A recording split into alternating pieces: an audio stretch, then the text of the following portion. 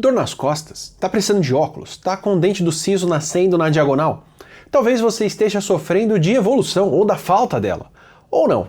Porque muitos desses problemas podem parecer defeitos evolutivos, mas não necessariamente são, enquanto os defeitos evolutivos sérios que a gente tem são letais e mostram como a evolução está longe de ser perfeita, como qualquer engasgo ou um parto complicado podem mostrar muito bem.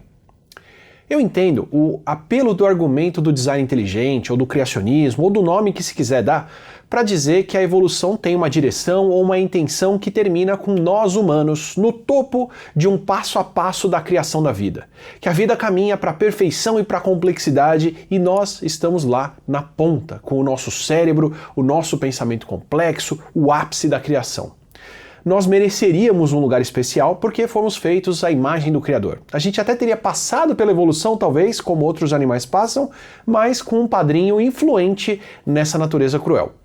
Só que acreditar que a nossa evolução é uma coisa que acontece com uma intenção, que uma vida foi criada dessa forma por algum motivo especial, implica também em assumir que quem fez isso ou não sabia muito bem o que estava fazendo, ou fez um trabalho nas coxas, ou era uma entidade bastante sádica. E deixa eu contar como é só olhar um pouquinho mais de perto para o nosso corpo, ou para algumas partes dele, para ver por que essas gambiarras evolutivas colocam a nossa vida em risco constante. Mas antes de falar dos problemas e das gambiarras do nosso corpo, uma dica para sua privacidade e para a segurança dos seus dados sem gambiarra nenhuma. Se você quiser navegar com proteção dos seus dados, com aplicativos e configurações super práticos e dividir a sua conta com amigos ou familiares, esse vídeo aqui tem o apoio da Surfshark. Além da VPN deles, que eu uso para acessar redes de Wi-Fi em lugares públicos, via computador, tablet, celular ou tudo ao mesmo tempo se quiser, tem uma outra recomendação por aqui. Sabe aquele site que exige nome, idade e e-mail válido com confirmação? Você não precisa compartilhar os seus dados reais. A Surfshark tem serviços como o Alternative ID, onde você cria dados pessoais para preencher formulários e tem até e-mail alternativo que encaminha a mensagem para o seu e-mail real e tem upgrade pago com um número de celular para você poder receber SMS de confirmação ou até ligações. Assim, se esses dados vazarem ou se forem usados para algo malicioso, a sua conta real continua protegida. Privacidade e segurança de mais de uma forma, como eu disse. Aproveita o link surfshark.com/atila ou escaneie o QR Code aqui na tela que você tem 4 meses grátis de assinatura e 30 dias com devolução do seu dinheiro para testar e aproveitar a Surfshark. Agora de volta à gambiarra. Admirar a natureza é algo muito fácil quando a gente presta atenção e vê como ela é impressionante. A diversidade da vida, a beleza da natureza ou até a genialidade com que um gesto simples, como passar a linha por dentro de uma agulha, ou melhor, um gesto que parece simples até você tentar, são incríveis de se admirar. Quem tenta fazer robôs humanoides passa mal com as capacidades que o nosso corpo tem tentando imitar elas. Olhando de perto para o que a gente faz, eu acho muito fácil ficar estupefato e pensar: não é possível que isso não tenha sido feito de propósito, que quem fez isso não sabia o que estava fazendo, de verdade. Acompanhar de perto o que é o desenvolvimento de um ser humano que 4 anos atrás estava aprendendo a manter a cabeça firme no pescoço e hoje vai no banheiro sozinho e lava a mão, dá vontade de chorar de orgulho. Mas assim como um show impressionante, assim como uma construção fantástica, ou um filme muito bom, que são de fato planejados por uma consciência, quando você olha um pouquinho mais de perto para a obra de arte que é o corpo humano, você começa a encontrar um defeito aqui, um negócio mal feito ali, um erro de projeto acolá, que muita gambiarra que ficou para trás. Gambiarras que mostram que a gente está longe de ser um projeto desenhado com uma finalidade e muito mais próximo de ser uma camada de inteligência e de um papo bom por cima de um projeto que foi arrastado por várias equipes diferentes que fizeram o que dava para fazer com o projeto anterior. E acredite ou não, esse legado do nosso passado evolutivo explica uma série de problemas, inclusive problemas de saúde que a gente pode ter. Um livro transformador para mim foi A História de Quando Éramos Peixes, do Neil Shubin. O Shubin é um pesquisador que trabalhou com a evolução dos primeiros vertebrados que saíram da água, com os primeiros animais terrestres com ossos. E ele descreve como a gente ainda tem estruturas adaptadas dos peixes no nosso corpo. como muito dos músculos que coordenam as guelras e as mandíbulas dos peixes, que entre nós humanos viraram mecanismos que controlam da nossa fala a nossa respiração, que agora é feita por um pulmão. Por exemplo, o soluço parece um bug, um reflexo sem sentido no nosso corpo e de outros animais, como gatos e cachorros, que acontece quando vários músculos da nossa garganta, do pescoço, do tórax e o nosso diafragma contraem juntos e a gente inspira ar para dentro com tudo. E em seguida a nossa glote da garganta se fecha e tampa a inalação, que é quando a gente faz aquele característico. Quem controla essa área toda que se contrai na respiração é um circuito do nosso sistema nervoso que a gente compartilha com os primeiros peixes. E originalmente esse circuito controlava a respiração com as guelras, com as brânquias dos peixes, que depende da água passando por elas. Só que em nós humanos, depende de nervos que tem que vir até aqui embaixo no pulmão para controlar o diafragma, que fica bem mais distante do cérebro do que as guelras dos peixes, que ficam no equivalente ao pescoço. E aí os nervos vago e frênico que controlam isso e que vão até lá embaixo, continuam passando por dentro do nosso peito, onde eles estão muito mais sujeitos à interferência com qualquer coisa que amassa, aperta, encosta neles. Alguém fazendo esse projeto do nosso sistema respiratório do zero teria passado esses circuitos todos desses nervos por dentro da coluna, como grande parte do nosso sistema nervoso faz, o que é uma solução muito mais próxima, muito mais protegida e poderia deixar a saída deles bem pertinho do diafragma que controla a respiração, e com isso a gente estaria protegido de interferência e provavelmente não teria soluço. Só que não, a gente tem essa gambiarra de um nervo vago que sai por dentro do pescoço, faz uma volta toda torta para poder fazer a função de respiração e se alguma coisa interfere no funcionamento dele, a gente dispara a soluçar. Isso porque eu nem estou falando do nervo laríngeo recorrente, que é um nervo que controla a nossa fala e faz um caminho ainda mais torto, passando pelo coração para depois voltar para a garganta, que nas girafas pode ter mais de 5 metros de comprimento. Inclusive, fica a recomendação, depois desse vídeo aqui, vai ver o desafio que é para uma girafa o simples ato de beber água para você ver outros absurdos que sobraram da evolução. E o reflexo de fechar a glote que dá aquele do soluço é o mesmo reflexo que os anfíbios, sapos, girinos, usam quando estão desenvolvendo o pulmão e com isso precisam fechar a passagem do ar para não deixar a água, que ainda tem que entrar na guelra deles, passar pela boca, mas não ir para o pulmão. Ou seja, quando a gente soluça, a gente está inalando o ar como os peixes inalam a água para respirar e estamos fechando a glote como os girinos fecham quando o pulmão deles precisa respirar.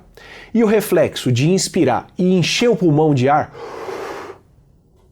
que para a respiração pelas guelras nos girinos, também pode funcionar para parar o nosso soluço.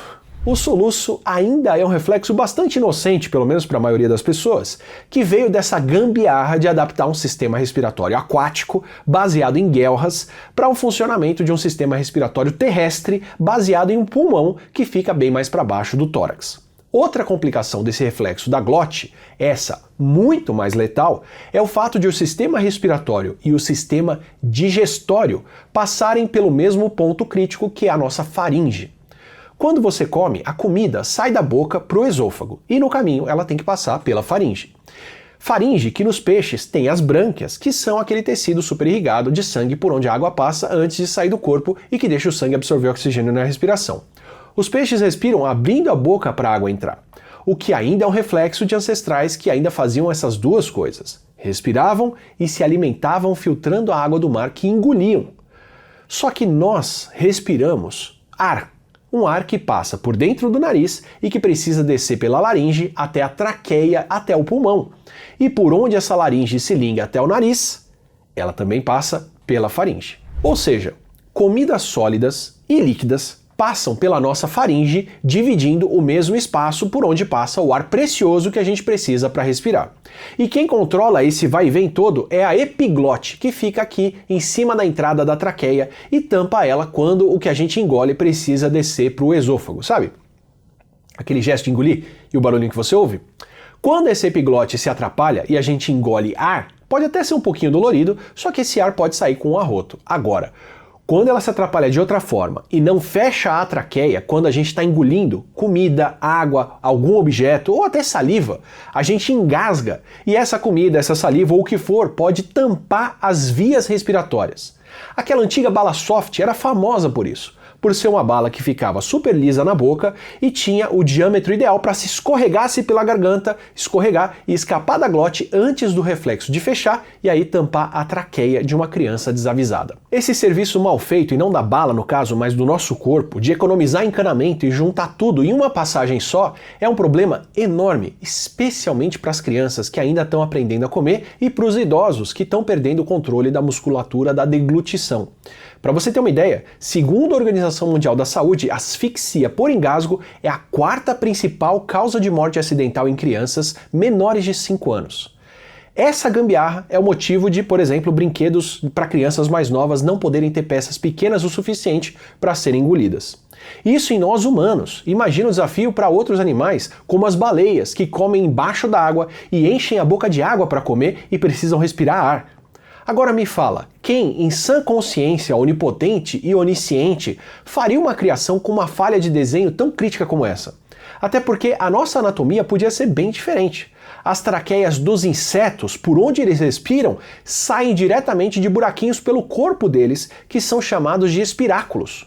Uma lagarta pode encher a boca de quantas folhas ela quiser e passar o dia inteiro mastigando e engolindo sem ter que parar para respirar ou sem nenhum risco de engasgo.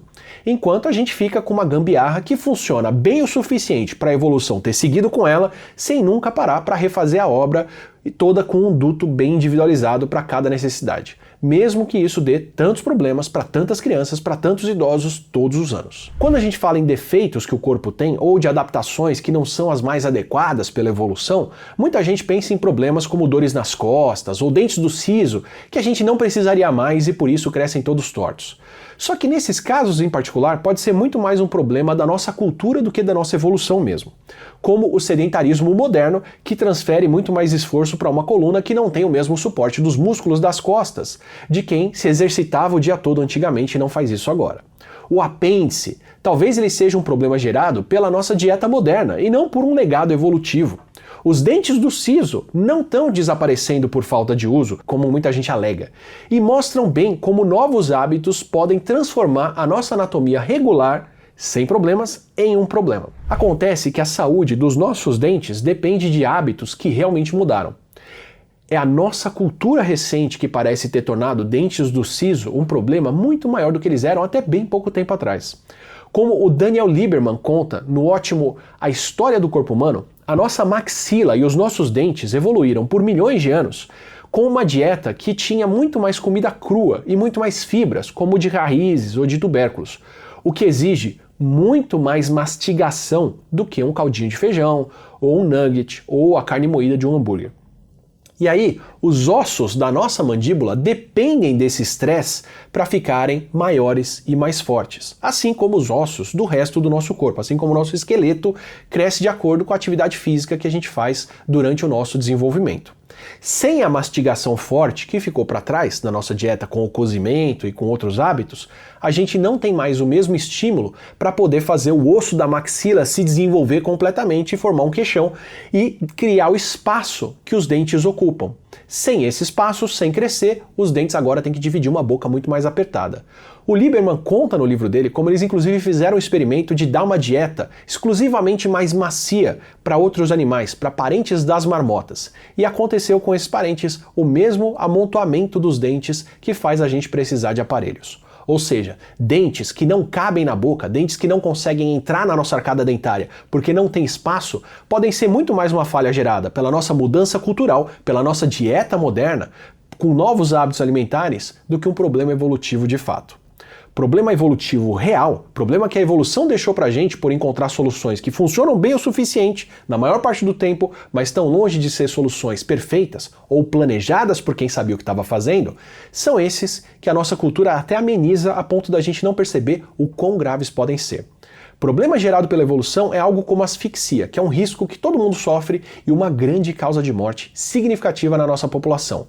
E ela não é o único defeito. A gente tem inclusive um outro problema evolutivo bem particular da nossa espécie, uma outra grande causa de morte infantil e de mulheres por conta da nossa evolução, que é o parto. Você já se perguntou como é que um potro ou um bezerro podem nascer e em questão de minutos ou poucas horas sair andando e buscando a mãe, enquanto o nosso parto pode ser muito mais complicado e a gente leva mais de um ano até um recém-nascido ter esse tipo de autonomia? Acontece que o nosso parto combina uma série de restrições evolutivas da nossa espécie. Como eu comento no vídeo sobre o que nos faz humanos, entre os primatas, a gente é particularmente mais capaz de andar sobre duas pernas, de andar e de correr, aliás. O que demanda, para poder fazer isso, uma bacia que é mais adequada para ter as pernas paralelas, embaixo do corpo, que é uma bacia mais estreita, por onde fica mais difícil de passar um bebê. Até aí, tudo bem, era só uma questão de formar bebês menores, ou bebês que nascessem mais cedo, enquanto eles ainda têm um tamanho que é compatível com o da saída. O problema é que, ao mesmo tempo, a gente tem uma outra pressão evolutiva, que são cérebros especialmente maiores em relação ao corpo, que crescem bem mais do que o cérebro de outros primatas. Cérebros que precisam se desenvolver durante a gestação e que, com isso, consomem muita energia. Mas tem um limite no que a mãe pode prover durante a gestação. Aí, seja pela anatomia ou pela necessidade energética desse cérebro ou até pela flexibilidade do que a gente aprende com o mundo ao nosso redor, a gente tem a combinação terrível de precisar passar uma cabeça enorme por uma bacia super pequena. Um macaco reso filhote nasce com um cérebro que já tem mais ou menos 70% do tamanho que o seu cérebro adulto vai ter. Um chimpanzé filhote nasce com um cérebro com 40% do tamanho de um adulto. Já um bebê humano nasce com um cérebro com 25% do tamanho que ele vai ter quando adulto, um quarto só. E aí é depois do nascimento que o nosso cérebro humano tira o atraso e cresce bem mais rápido do que o cérebro de outros primatas. O que é um sinal bastante forte de que ele precisou sair antes da melhor hora em termos do desenvolvimento, pelo menos em relação a outros parentes. Se a gente fosse ter uma gestação equivalente à de um chimpanzé para nascer com o cérebro proporcionalmente com o mesmo tamanho, a nossa gestação teria que durar de 16 a 21 meses, para o desespero de qualquer gestante. O resultado é que a gente tem uma gestação bem diferente e com bebês bem mais indefesos. Comparado a outros mamíferos como cangurus que gestam por volta de um mês, um filhote que nasce muito pouco formado e ainda precisa passar 9 meses na bolsa da mãe se desenvolvendo, a nossa gestação é bem longa. O que é mais típico de animais como a vaca, que já parem filhotes formados com sentidos desenvolvidos e com a capacidade de já se levantar e andar. Outros mamíferos que parem filhotes menos desenvolvidos costumam ter ninhadas grandes. A gente, além de ter uma gestação mais longa, ainda gesta, geralmente, um bebê só por vez, que pode até nascer mais formado do que um filhote de canguru, só que está muito longe de ter a autonomia toda de um bezerro. Os nossos recém-nascidos precisam de um cuidado muito mais intenso e muito mais extenso, apesar de passarem por uma gestação bastante longa. Tem até uma teoria, a da esterogestação, que considera os primeiros 3 meses depois do parto como uma continuação exterior do período de gestação, uma gestação fora do corpo, daí o nome. Aqui em casa já se vão 5 anos e o nosso filhote ainda está longe de se virar sozinho para muita coisa. E esse não é um problema pequeno, e estafa de pai à parte, não é bem disso que eu estou falando. Esse período extra de desenvolvimento dos nossos bebês torna eles muito mais frágeis e muito mais vulneráveis. E mesmo antes disso, no trabalho de parto, quando acontece um problema como o trabalho de parto obstruído, que é a complicação séria que acontece quando a cabeça ou o corpo do bebê não consegue passar pelo canal do parto, isso afeta quase 1/5 dos partos ainda hoje e é uma grande causa de mortalidade infantil e das mães. Isso com cesárea e com todo o cuidado médico moderno. Imagino que isso foi na nossa história. E olha só que curioso, comparações do tamanho das pelvis de gestantes e do risco de parto que vem em seguida, viram que as mulheres que têm uma pelvis mais larga realmente têm menos complicações como parto obstruído. Só que essas mulheres têm mais dificuldade para caminhar, normalmente, independente da gestação, têm mais risco de desenvolver osteoartrite e têm mais risco de problemas de assoalho pélvico, principalmente depois do parto. E o tamanho da pelvis está geneticamente relacionado com o tamanho da nossa cabeça. Bebês com cabeças maiores vêm de mães com pelvis maiores. Ou seja, crânios maiores selecionam pelvis maiores, mas pelvis maiores criam outros vários problemas para a caminhada e para a saúde. E no meio dessa confusão evolutiva estão as grávidas sofrendo por um motivo ou pelo outro. Se isso foi planejado, não foi lá um design muito inteligente. Por outro lado, uma parte bem legal é que esse nosso nascimento tão precoce dá oportunidades únicas. A gente não precisa ter comportamentos tão restritos por instintos como outros animais mais precoces. A gente pode aprender muito mais com o ambiente que nós encontramos e inclusive criar vínculo, não só com as mães, mas também com toda a família estendida que alimenta e educa esse cérebro enorme e sedento de informação. Agora, o preço que a gente paga com essas gambiarras que a nossa evolução fez é bem alto. Se você quiser outras conversas como essa por aqui, mais sobre as nossas gambiarras, a nossa evolução, a nossa saúde e muito mais, aproveita, se inscreve aqui no canal, assim você recebe os vídeos regulares e o Não Ficção, nosso podcast de ciência do dia a dia com especialistas. A gente se vê numa próxima, uma conversa de humanos para humanos.